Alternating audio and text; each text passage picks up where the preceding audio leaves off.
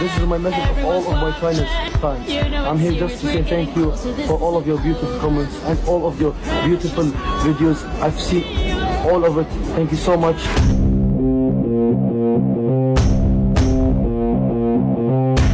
قد تجد من يبحث عن الشهرة، لكن من النادر أن تظهر غاضبا فتتحول لشخصية مشهورة يحبها الملايين. تعرفون هذا الشاب القطري؟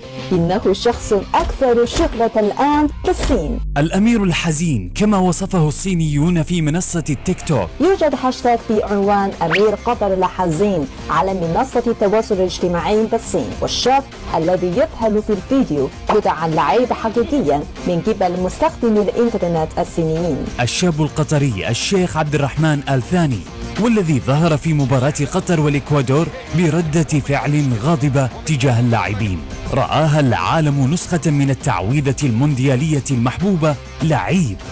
كيف لا والصينيون يعرفون جيدا هذه التعويذة، والتي تم إنتاجها وصناعة منتجاتها في مقاطعة غواندونغ الصينية.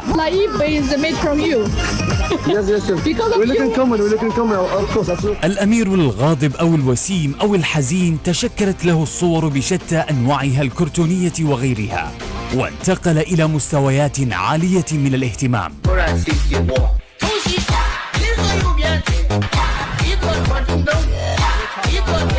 حتى أن هناك كثير منا يقلدون هذا الرجل الوسيم، وتحت هذه السلسلة من مقاطع الفيديوهات في الشعبية الأولى على منصة الدوين المعروفة بالتيك توك الصينية. لكن صاحب ردة الفعل الغاضبة قدم ردة فعل ذكية كسب بها محبة الجميع، ورحب بالجماهير العالمية للقدوم إلى قطر. And you can come and you're more welcome to Qatar. You can experience and watch this amazing event, the World Cup.